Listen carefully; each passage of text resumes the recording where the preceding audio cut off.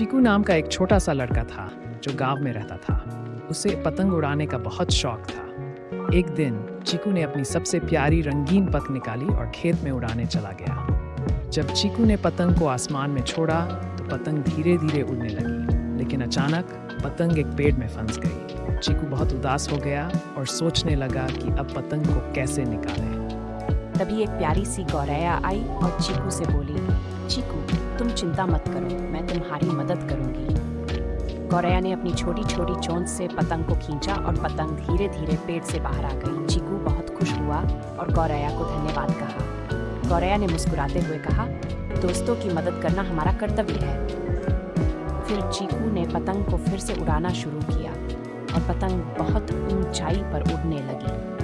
चीकू की खुशी का कोई ठिकाना नहीं रहा। उसने गौरैया को अलविदा कहा और वादा किया कि वह हमेशा अपने दोस्तों की मदद करेगा। इस कहानी से हमें ये सीखने को मिलता है कि दोस्तों की मदद करना एक महत्वपूर्ण कर्तव्य है। जैसे गौरैया ने चीकू की मदद की, वैसे ही हमें भी हमेशा दूसरों की सहायता करनी चाहिए, खासकर जब वे मुश्किल में हो। चीकू ने गौरैया से ये सीखा और अपने दोस्तों की मदद करने का वादा किया, जो सच्ची दोस्ती का एक सुंदर उदाहरण है।